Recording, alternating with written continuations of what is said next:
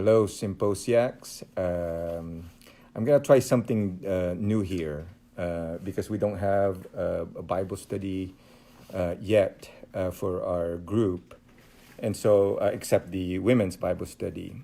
So what I'm going to try to do is I'm going to try to do something here where I can probably videotape myself teaching something, and we can use this for now as our as a kind of Bible study. And it will be open to the public. And so this is informal, so I don't have to necessarily prepare, ahead of time. So sometimes it takes a long time to prepare for a lesson. So what I'm just gonna do is, once in a while, I'm gonna record myself, and we can use this for like a Bible study. So I want to start with talking about why do I believe in the God of the Bible? So hopefully we can use this to witness to other people and reach out to people who are skeptics, reach out to people who are doubting the doubting God's existence. So this is probably something that we can use as a tool for that. I'm assuming when we go to church, most of our services or sermons are actually catered to meeting some of our, deep spiritual and emotional needs. And so I'm hoping to do this Bible study in such a way that it will reach out to, our minds, at least discipling the mind, cultivating thoughtful faith. So it's a good way to start with, why do we believe in the God of the Bible? So what I'm going to try to do is I'm just going to talk about why do I believe, personally, why do I believe in the God of the Bible? Now, I don't really have a full lesson here prepared, but what I'll do, I'll just give you some of the reasons why I actually believe in the God of the Bible. Now, I think that two things here. Okay, I think we cannot really talk about why we believe in the God of the Bible without really talking about the natural processes that are actually involved in shaping our minds when we're actually forming that belief in the existence of God. So you cannot independently say something about your belief in God's existence independently of how you actually form those beliefs. So my account of why I believe in the existence of the God of the Bible will have to include an account of the natural processes of, or at least how I formed that belief should actually matter in not necessarily justifying, but in explaining why I believe in the existence of the God of the Bible. Okay, so so that's one. I also think that what might make a belief in the God of the Bible justifiable from my standpoint will not necessarily be justifiable from your standpoint. Okay. So, for example, what might be personally persuasive for me, okay, or reasons that I might find persuasive for me, will not necessarily be reasons that will be persuasive to other people. Okay, so I'm assuming that personal experiences of God really matter in shaping our belief in the existence of the God of the Bible. Okay, so let me actually point out a few things here. So why do I believe in the existence of the God of the Bible? So one possible way of explaining it is that, I was culturally and biologically conditioned to believe in God's existence. Okay. It's possible that, again, I think this is also a primary reason why I believe in the existence of the God of the Bible. One is I culturally, I was conditioned to believe it. That's one, right? Culturally, I was actually conditioned to believe it. Um, and another thing is that there's actually a possibility that one is also biologically conditioned to actually believe in God's existence. There might be something about our brains or our body that make it very natural for us to actually believe in God's existence. And the fact that I grew up in the Philippines, right, where belief in God is a dominant as a dominant part of the culture. So that's probably one of the reasons why I'm actually inclined to actually believe in the existence of God, right? So there might be some cultural reasons and biological reasons for why one believes in the existence of God. Now, another thing is this. I think another reason why I believe in God is that I have personal but compelling experiences that strike me as experiences with the God of the Bible, whom I am accustomed to worship. Okay.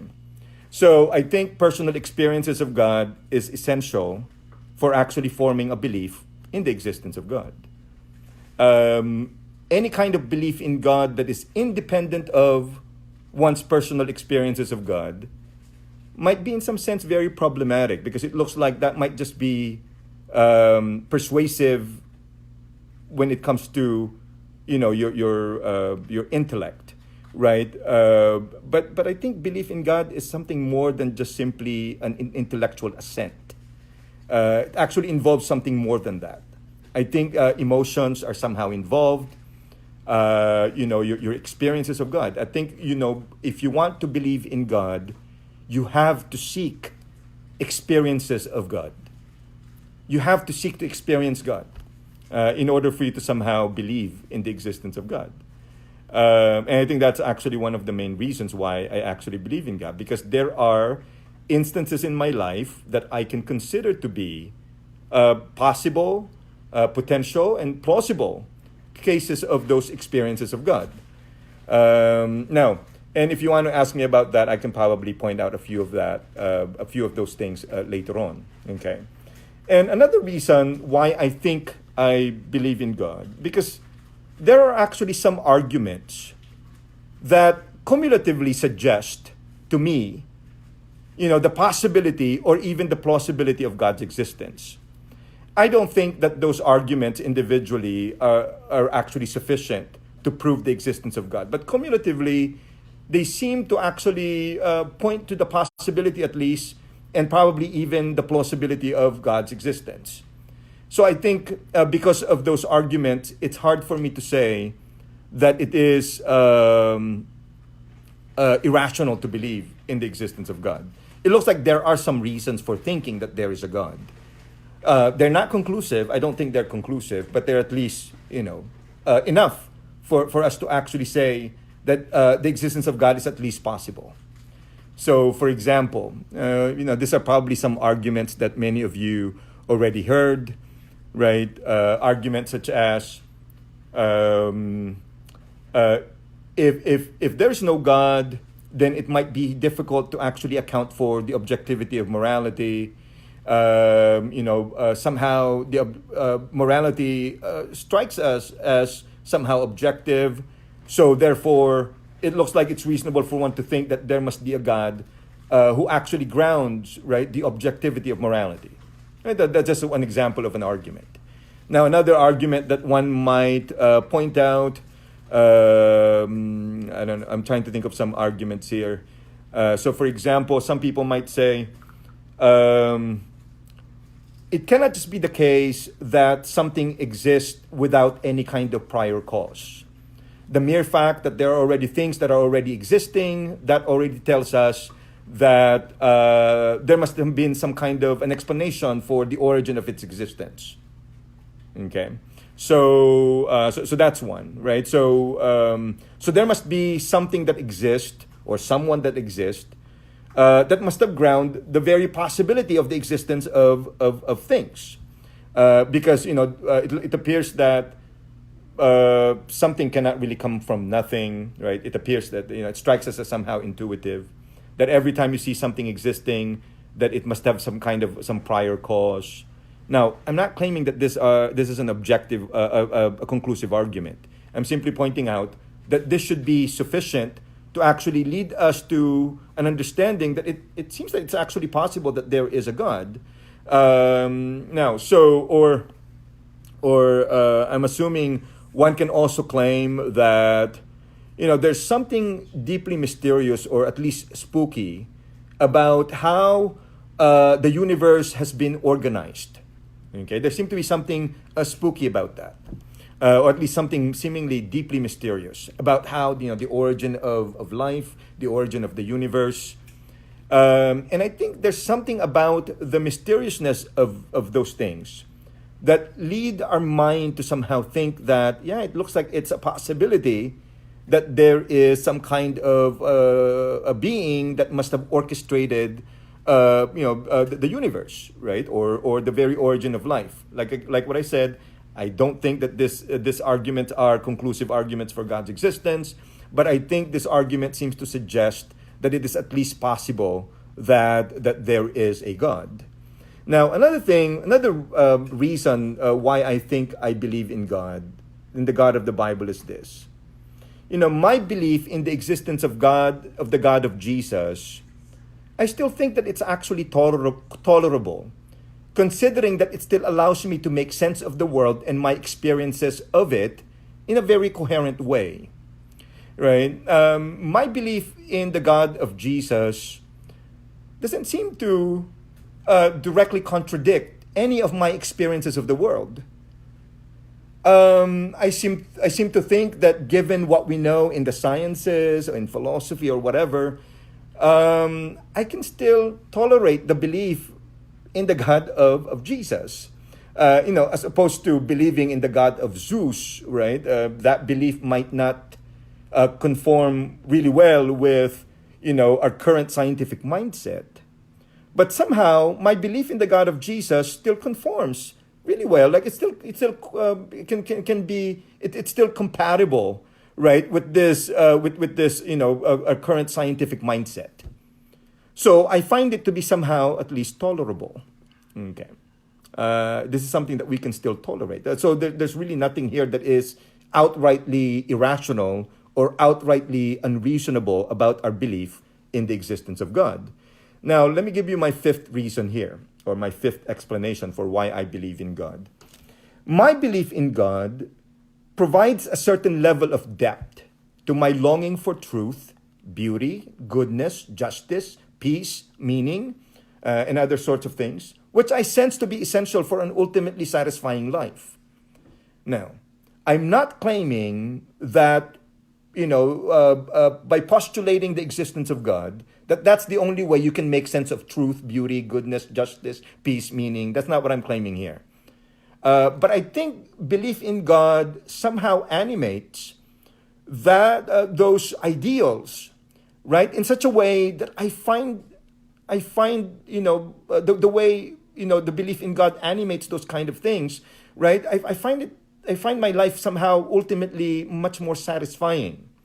Right? Because now I can account for, why is even beauty objective? Why is truth objective? Why is goodness objective? Why is justice objective? I can somehow talk about those things as objective ideals. Okay? So I find that to be somehow helpful for me at least. Okay? Helpful for me at least in accounting for why do I believe in the existence of the God of the Bible. And then lastly, and here's I think my sixth reason why, or my sixth explanation for why I believe in God. Number 6 is this. There is something about the biblical story of God's self-revealing act in Israel's history, Jesus' story, and the works of the Spirit in the ministries of the church that I find to be very compelling. Okay. There's something very compelling about the stories in the Bible.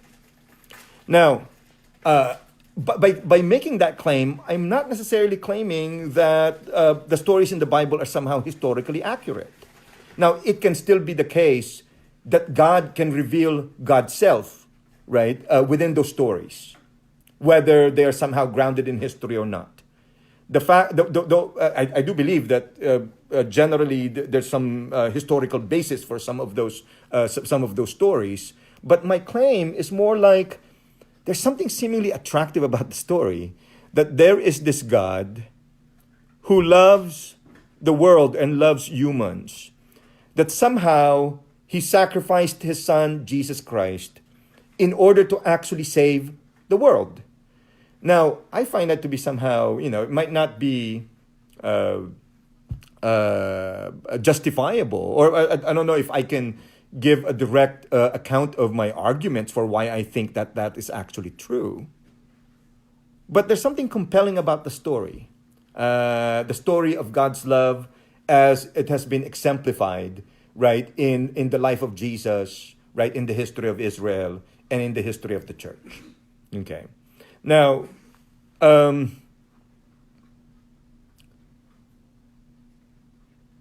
when you look at that story, one thing to keep in mind is this. That story actually changed the course of history. That story changed the course of history. If that particular story only had an impact on the lives of 5-10 people, then probably it's easy for us to somehow dismiss the story as something, as just probably some kind of a delusional kind of story. Okay. But the mere fact that it has some kind of an impact in how the course of human history somehow changed, I think it provides us a reason to think that there must be something in the story. Okay. Now, again, I can't prove that that's really the case here. I'm just simply pointing out that there's reason to think that there's something, powerful about the story that one cannot just easily dismiss. So the point that I made here, I gave you 6 explanations, 6 reasons for why I think I believe that the God of Jesus actually exists. Now, I don't think that those reasons might be appealing to all people, right? I doubt that they will be appealing to all people. But I think I find them to be somehow personally appealing to me. I think they can account for why is it the case that I still believe in the God of Jesus, even though I'm actually living in the 21st century, even though I somehow embrace the modern mindset. Why do I still actually believe in the God of Jesus? And so I hope that what I've done here is to give you some kind of a comprehensive account of the conditions that are somehow relevant to the formation of my belief in the God of Jesus. And if you do not have a relationship with Jesus, okay, or with the God of Jesus, what I'm going to ask you to do is to at least consider the reasons that I've actually provided. And hopefully, by reflecting about these reasons, hopefully you will come to this kind of understanding, or I hope that you will end up with the same kind of experiences that I have, that will somehow change the way you look at the world, that will somehow renew your mind, and then I hope that it will lead to the transformation of your life.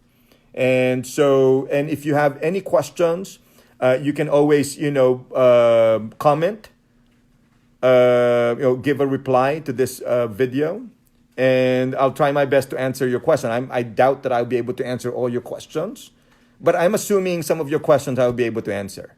Okay, and I'll let you know. If I cannot answer the questions you're asking me, I'll let you know that I don't have an answer for it. And I hope that I didn't give you reasons for believing in the God of Jesus. I hope that I gave you a modest account of it. Okay, and that's what I'm trying to do. So hopefully I'll be able to do this some other time, some other lessons. Okay, thank you. Bye.